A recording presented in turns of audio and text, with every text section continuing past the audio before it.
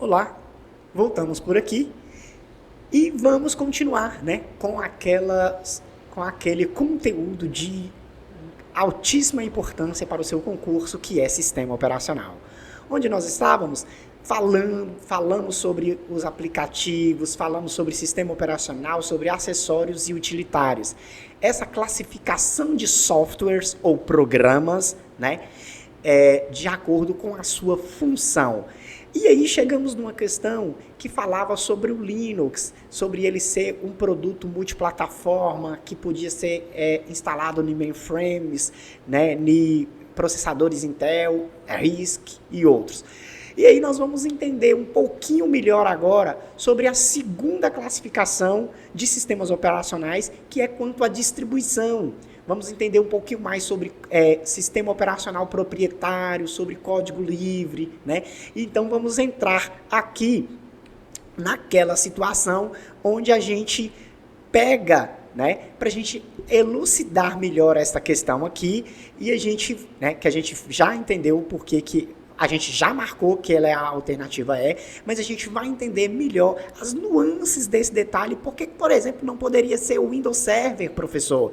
Porque, na verdade, o Windows Server é um produto que pode ser instalado, vamos lembrar ali, né, que foi instalado ali num servidor da Dell, né, e que gerencia bem ali o sistema de uma lojinha. Vou até meio que ensinar vocês a configurar um servidor agora, quer ver? Instalei o Windows Server lá no servidor, já programei ali, quantos usuários vai ter?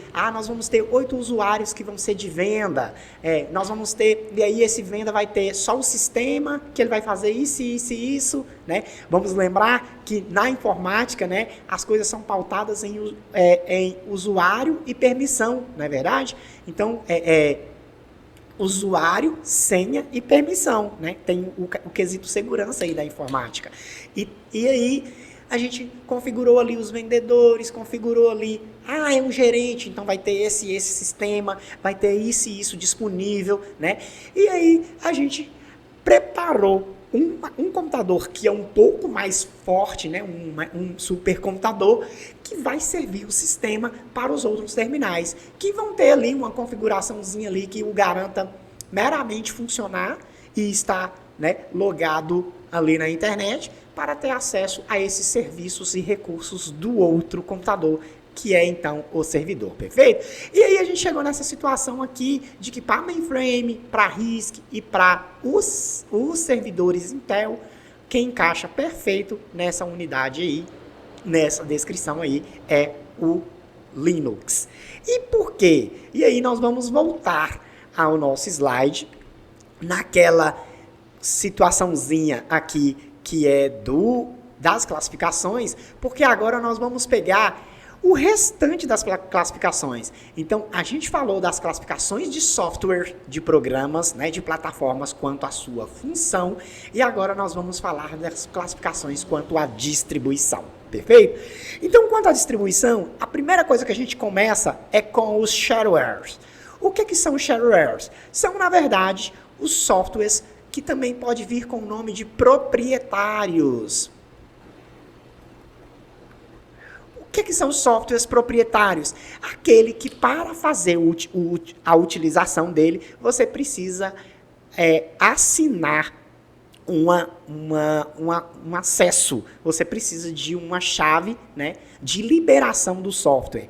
Quem é que nunca trabalhou, por exemplo, com Windows, com uma janelinha no canto inferior direito dele aqui falando, seu Windows precisa ser ativado, não é certo? Porque ele precisava de uma chave de ativação que normalmente... Não, eu não digo quando o cara compra um notebook novo e que ele já vem instalado, normalmente esse Windows ou esse sistema operacional já vai vir com uma chave se ele for do tipo proprietário, correto? Mas a gente lembra de quando a gente comprava os CDs, né, que ele vinha com o sistema, você instalava e tinha uma chave escrita na capa atrás, lembra? E aí essa chave te dava a condição de uso de só uma máquina, de duas, a depender da licença que você comprou. E aí você tinha, então, as possibilidades ali dentro do que foi pago, né? E aí nós sabemos, né, gente, a gente não é daqueles que pirateam nada, então a gente compra mesmo de 1.000 e tanto o pacote Office, não é verdade? A gente comprou o Windows também, quem usa o Windows, né? Então, assim, os softwares proprietários, eles carecem dessa licença. Então, nós estamos falando aqui do tipo de programa que ele é um shareware. E aí, galera, dentro desse shareware, tem esse outro aqui, que ele é o tryware. O tryware, ele é aquele software que ele é para 30 dias, ou ele é com alguns recursos limitados. Ele é meio que para você sentir um gostinho e ver se quer comprar. Lembra? Lembra daquela ideia, tipo assim, você usa, mas essa versão não é premium, né? Compra a versão premium, em outras palavras, é assim, você está usando uma versão limitada, ou quantas das vezes aquela versão que, embora completa, mas ela fica, né? Sua licença expira daqui 30 dias, sua licença está expirando daqui 15 dias, né? Ou seja, compra logo esse programa, não é verdade? Então, essa aí é o grupo dos trywares. Existe uma diferençazinha aqui também, porque existem alguns programas que, embora eles sejam proprietários, o proprietário dá uma licença para algum usuário. Quer ver um exemplo? Eu, por exemplo, sou do grupo, a gente chama de dev, mas a gente, na verdade, sabe que é uma versão beta. Então, a palavra-chave aí é beta. Tem uma versão beta da Microsoft, e eu tenho, por exemplo, o Word, Excel, todas as outras ferramentas que vocês imaginarem, ali o gestão de processo, de projetos, até me esqueci do nome agora. E dentro dessa versão beta minha, a gente costuma ter outras ferramentas, mas para quê? É porque o camarada que ele está te servindo um produto, ele, para quebrar aquelas vulnerabilidades de incompatibilidade, ou alguns erros, ou alguns bugs, né, que antes acontecia muito, hoje ele seleciona um grupo de usuários que vai utilizar e dar um feedback para eles. Então, tal ferramenta está ok, tal ferramenta podia melhorar isso. Então, assim, ele meio que te dá uma assinatura porque você colabora com o produto dele também, vocês estão entendendo? Então, dentro desses trywares, existe a versão que é beta, que é quando o usuário te concede uma licença, perfeito? E aí, a outra classificação desse grupo aí é a classificação dos freeware. Freeware ou software livres, né? Ou grupo de software livres ou open source. O que é um programa freeware? É um programa de graça? Não necessariamente. O freeware, por que eu digo não necessariamente, galera? É porque existe uma brincadeira que é assim. Todo freeware, o programa, no sentido de sistema operacional, o sistema em si, ele é de graça. Só que eles compartilham um sistema para que outros usuários consigam implementar ferramentas, e aí você acaba tendo programas muito mais específicos para uma tarefa, e quem implementou essa melhora, ele decide, já como ele é o autor, se ele vai vender ou não. Então é o seguinte, todo freeware é de graça, todo freeware é de graça. Mas nem tudo que é de graça é freeware, também tem essa pegada. E tem o freeware, que o código-fonte, o sistema operacional, que é só o núcleo e o shell, são de graças, mas que as implementações são outros produtos, e aí você pega, quando eu estou falando isso, dá bacana para você entender exatamente a ideia do Linux, que aí ele tem um monte de plataformas especializadas em uma tarefa, e que tem, inclusive, quer ver? Existe um servidor do Linux que é um mega power programa, e é caríssimo, né? A administração em nível federal, por exemplo, usa ele e paga caro. Então, quer dizer, não é porque ele é da categoria software livre e que é de graça, vocês estão entendendo? Porque o que é livre dele é o sistema operacional. Em tese, é o quê? O kernel e o shell. Mas e a interface gráfica? E um desenvolvimento que é de uma tarefa específica, né? Eu estou tentando me recordar aqui qual que é o nome do programa, mas vocês percebam que existe essa brincadeira, né? Então, o Red Hat é um sistema operacional para servidor, né? E normalmente a administração pública na esfera federal usa ele e é caríssimo. Por quê? É uma tarefa específica, é um outro produto, né? E aí ele está... Mas agora, professor, então qual que é essa ideia de software livre e tal e tal e tal? Então vamos lá para ela. Pessoal, vale lembrar que o sistema operacional, ele é o quê? O núcleo que contém arquivos e contém as bibliotecas e o shell, com ou sem a interface gráfica, caso ele traga, perfeito? Então, o que acontece? Ai, voltei aqui, deixa eu ver aqui. Então, o que acontece? Entrei no slide aqui no momento errado. Perfeito? Estávamos falando que o sistema operacional é o núcleo, o kernel e o shell. E o núcleo, ele é, na verdade, o quê? Um conjunto de arquivos que contém instruções, controle, perfeito? E aí, o que acontece?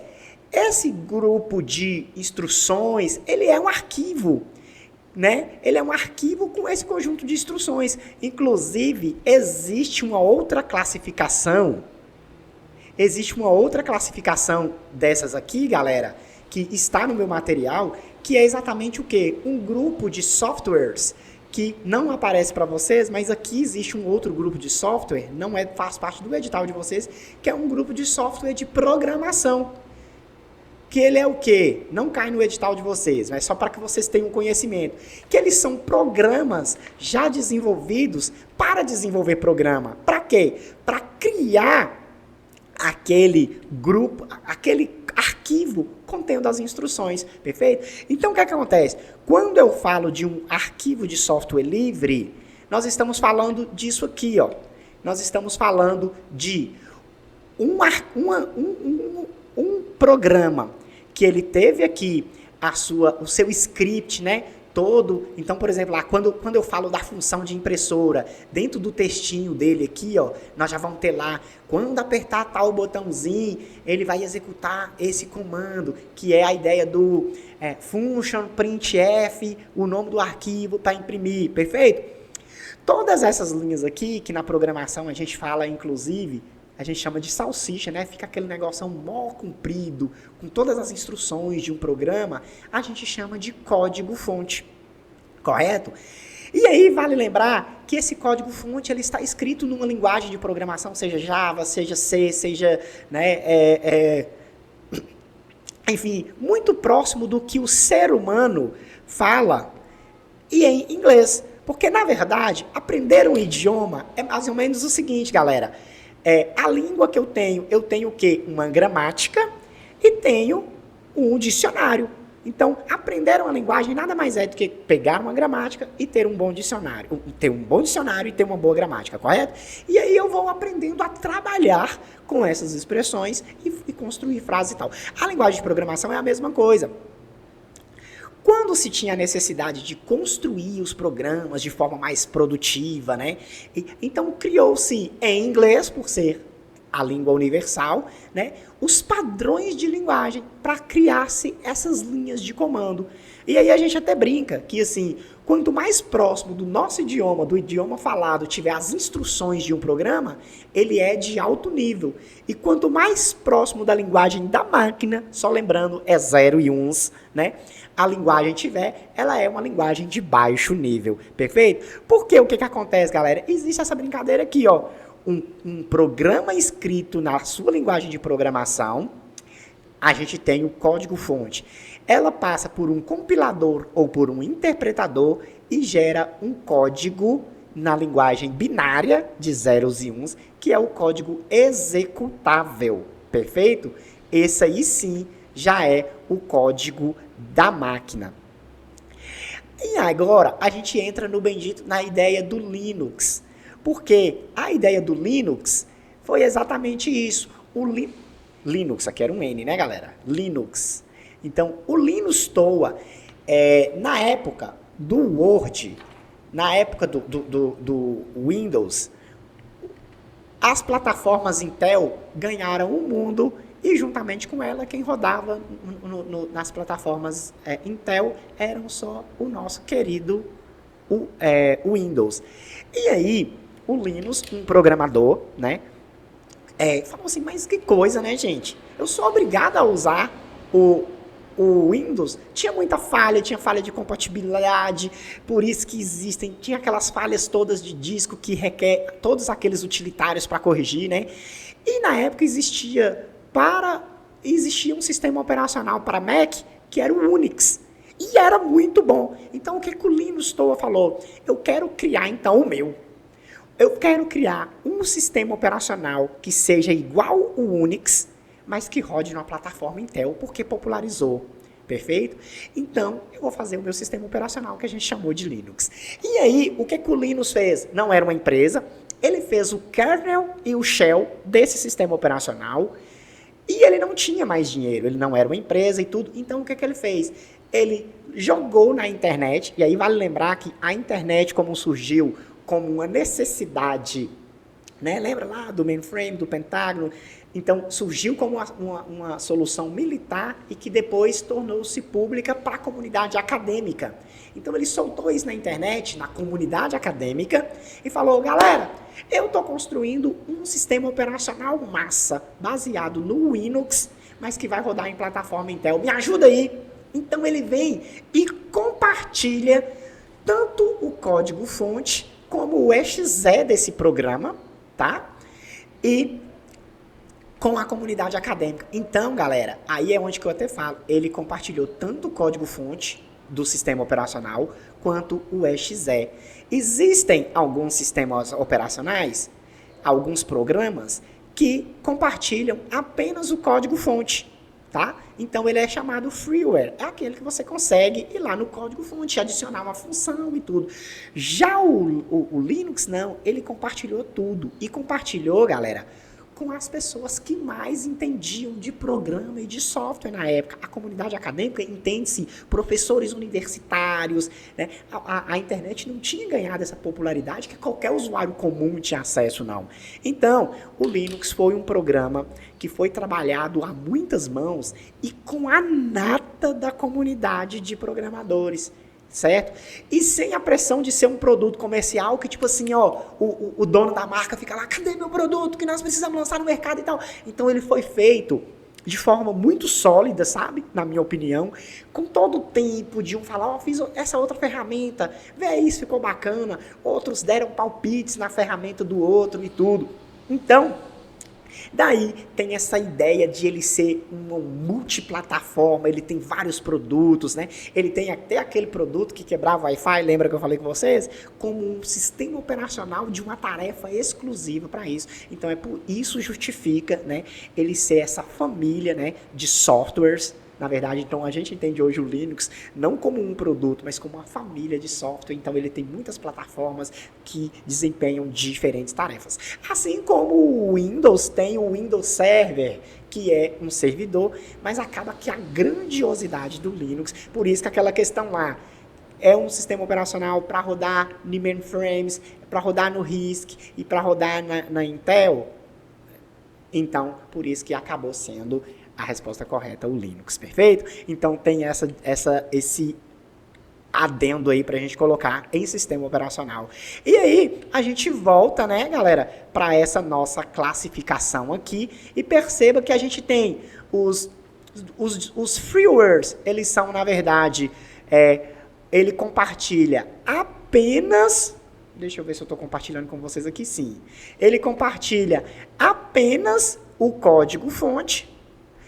E os GSLs, que é o grupo dos softwares livres, ele compartilha o código-fonte e mais o exe, o executável, aquele programa já na forma de zeros e uns, da maneira que a máquina é quem vai ler, perfeito? Então, tem essa diferençazinha aí. Então, utilizou-se uma linguagem de programação para escrever o código-fonte do programa, com todas as suas instruções, suas bibliotecas, e aí você consegue entender que por isso que quando você precisa de uma ferramenta, uma biblioteca de fontes, já está tudo ali incorporado. Só recordando o que é o sistema operacional, é um núcleo que ele é composto de arquivos mais DLLs, né, também chamado de kernel, e mais o shell, que é uma interface para o usuário em nível de linhas de comando.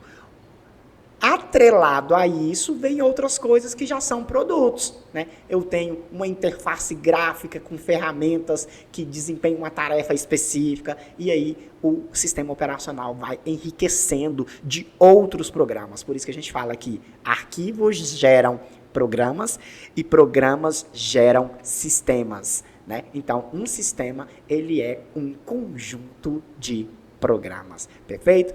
Então, voltemos por aqui e vamos dar sequência aqui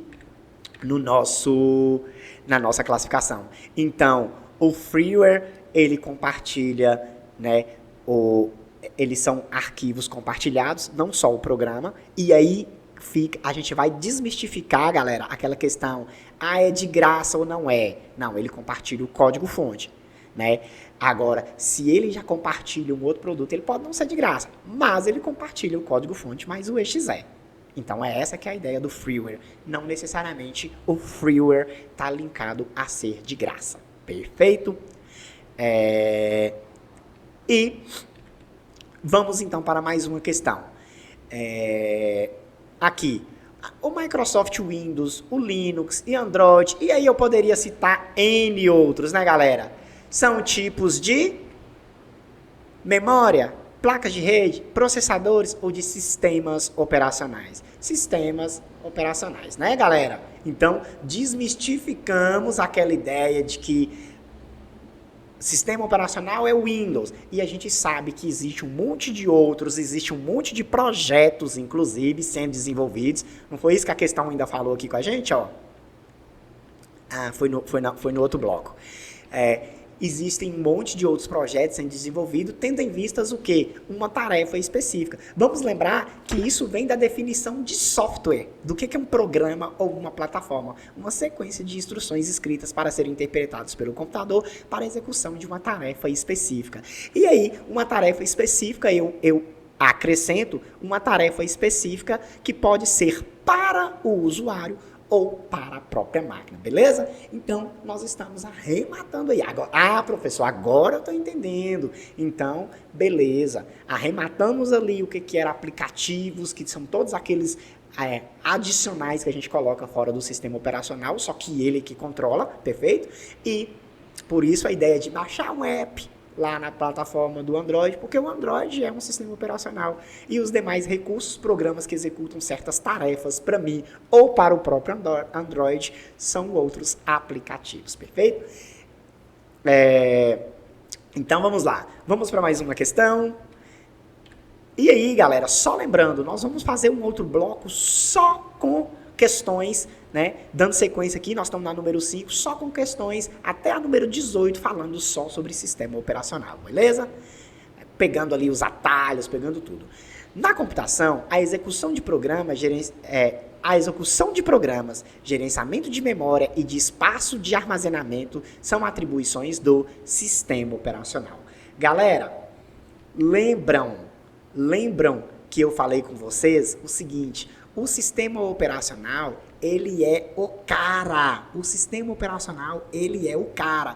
Ele que vai gerenciar todos os controladores do computador. Ele que vai gerenciar o processador. Então, por exemplo, você pediu uma tarefa. Ele que é responsável por ir lá, pedir, né? Pega lá, manda isso para a memória RAM, porque isso precisa de uma interface gráfica, come muita memória, enfim. Né? E aí a gente vai lembrar de todos aqueles conceitos também, né? O que é memória primária, o que é memória secundária. Então, uma questão aqui que fala uma questão interessante sobre onde que o sistema operacional está instalado. Se é na memória secundária, salvo engano, já é a próxima questão. Vamos ver lá? E aí eu falo com vocês, olha só que interessante. Analise as afirmativas a seguir referente ao processo de instalação de um sistema operacional. Galera, façam o seguinte, vem aqui e fala sobre o que ela está perguntando, sobre o processo de instalação de um sistema operacional Windows. O processo de instalação geralmente envolve a formatação do disco, Pronto, exatamente a questão que eu estava te falando. Galera, vamos lembrar de uma coisa. Quando a gente tinha lá, hoje a gente tem SSD e tudo, mas a gente tem um HD, que era um tanto de disquinhos divididos por clusters e setores. Lembra? Vamos fazer assim, ó, um monte de círculos então diferentes. E aí, aqui o Windows vinha e gravava um arquivo. É interessante que o seguinte, o sistema operacional, ele é um programa, ele é um software e ele precisou ser instalado. E ele ocupou um espaço dessa memória também, que é um espaço que ficou reservado e o próprio sistema deu um nome para ele de boot. Perfeito? O que acontece? Existe até uma expressão que a gente fala que quando você vai ligar o computador, você vai dar o boot no sistema operacional. Em outras palavras, é mais ou menos assim. Vamos acordar o sistema, que é o cara que gerencia tudo, para ele vir cuidar das coisas, não é verdade? Então, nesse meio tempo, galera, em fração de segundos, que você apertou o botão de ligar do computador, vocês já repararam que ele faz... liga, pisca as luzinhas, testa os drives, né? O drivezinho CD, se é que ainda existe. Ele dá uma rodada, ele verifica se tudo está ok, certo? Existe um conjunto de instruções para isso, para checar todos os componentes. Por quê? Se de repente meu monitor está queimado, eu não tenho os periféricos de entrada e de saída, vamos lembrar? Lembra o que é periférico de entrada e saída? O monitor é um periférico de saída, que é onde eu consigo ver, né, obter o resultado daquilo que está sendo processado. Num jogo, por exemplo. Tudo que está sendo processado ali eu preciso ver de forma instantânea.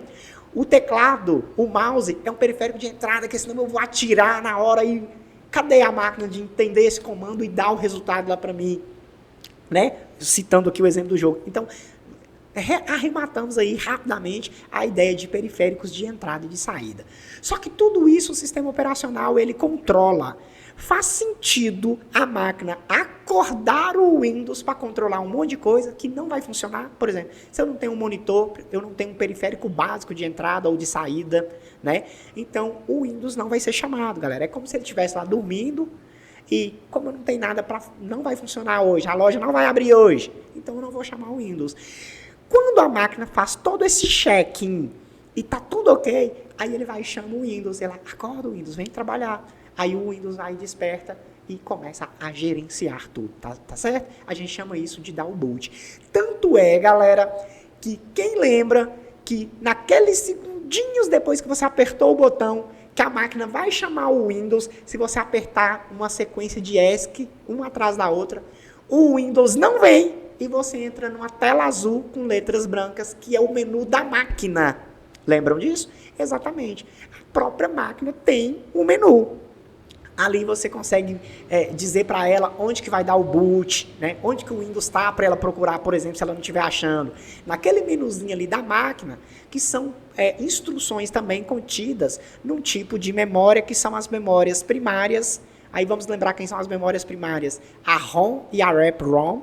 E aí vale só ressaltar que a EPROM e a RAM são tipos de memórias voláteis. E aí essas informações gravadas, aquela que eu vou lá, inclusive, seto no menu da máquina, para elas ficarem salvas quando a máquina é desligada, a placa-mãe do seu computador tem uma bateriazinha para garantir que certos circuitos elétricos da placa continuem alimentados, inclusive as ROM, para que não apague esse tipo de informação. Por exemplo, quando eu ligo a máquina, onde que eu vou caçar o Windows? Tem uma programaçãozinha lá, dá o boot na unidade tal, para ele chamar o Windows quando for necessário. Perfeito? Então, lembramos de memórias primárias, memórias... E aí, a memória de armazenamento em massa é a memória secundária. É isso que ele está falando aqui, que o processo de instalação do sistema, ele formata a unidade de disco, o que ressalta na perda de dados nele contido. Seu HD ou seu SSD, se ele não for novo e vier limpo, na instalação do sistema Windows, ele vai entender que tudo está limpo e vai criar a tabela FAT, lembra? Que é a File Allocation Table, e vai reservar um espaço para o próprio sistema operacional, que a gente chama de boot, é uma área do boot, e a partir daí, nessa tabela, ele vai escrever lá, né? tal endereço é o boot, e a partir daí que ele vai dar como espaços vazios o restante, onde que ele vai começar a colocar os demais arquivos, as músicas, não sei o que, não sei onde, um filme que você baixou, perfeito? Então, essa aqui está verdadeira. E vamos para a próxima opção. A ativação do Windows é um passo opcional durante a instalação e pode ser concluída posteriormente após a conclusão da instalação do sistema. Perfeito, galera. Hoje que a gente já vem com o computador já todo configurado, meio que a gente nem vê, né? Mas quem se lembra de ter usado um computador com o sistema operacional Windows, com a bandeirinha lá no cantinho falando: ativa o seu Windows, em outras palavras, compra a assinatura do seu sistema operacional que você está usando ele de graça, não é verdade? Né? Então, existe essa brincadeira sim. Antes se tinha, né? No processo de instalação, quando você já vinha com o próprio CD, tinha um momento que ele pedia para você colocar a chave, né? A chave que é a licença do seu software, né? Para quem comprou e está instalando um sistema pago, né? Acaba que você costuma terceirizar tanto, né? Chama o técnico, né? Quem é que faz isso? Chama o técnico, resolve aí para mim, instala um sistema operacional. Não sabe nem a origem desse sistema operacional, né, gente? Cuidado com pirataria, né? Mas existe sim. Então, hoje a gente nem vê, porque acaba que você instala tudo e já tudo. Quem tem a licença, ele já coleta a chave da licença já logo. Mas é verdade sim. É só lembrar de que a gente tem a possibilidade de uso do sistema com ele lá avisando que ele precisa ser licenciado. Perfeito? E a próxima questão. Durante a instalação do Windows, o usuário pode selecionar o idioma, o fuso horário e o layout do teclado de acordo com suas preferências? Galera, tá. Vamos dizer que pode, até porque o verbo aqui, ele é um verbo mais flexível. Eu falo com vocês o seguinte, para a gente se atentar ao verbo, que tipo assim, durante o sistema, a instalação que você define isso, e é só sempre, não, porque você pode ir na configuração e mudar depois, correto? Peraí, então se eu seto a hora, escolho o teclado depois que o sistema já está instalado, significa que eu não sou obrigado a fazê-lo no momento da instalação, perfeito? E tem até uma outra dica, aquele menuzinho da máquina, que eu falei com vocês que eu posso setar o boot, que é de onde que ele vai chamar o Windows, ele também me dá a opção de fuso horário, de hora. A própria máquina tem essas ferramentas, tá certo? Então, assim, não são funções exclusivas do sistema operacional, não. Mas, falando que pode, a gente vai entender que sim, beleza? Que durante a instalação, eu até diria, quando você chega naquela hora de configurar essas coisas, eu diria até que o sistema já foi instalado e você já inclusive abriu ele e está configurando sua área de trabalho. Mas assim, não está no todo errado não, porque ele disse que pode e não é que sempre ou que deve, perfeito? A questão. Então ficamos com o que aqui? Ficamos com todas, né? Letra D, 1, 2 e 3 são corretas. Mas aí, com ressalvas, viu, galera? Então, vamos perceber que a hora e a data, o próprio boot do sistema, o menu da máquina, me dá a opção, né? Quer ver? O teclado, o próprio fuso horário, eu posso entrar nas configurações da máquina com o Windows já instalado e mudar. Então, ficou verdadeira por causa do pode, mas não porque é sempre assim, perfeito? Então, vale mais essa dica aí, galera. Perfeito? E aí, ficamos por aqui. No próximo bloco, nós vamos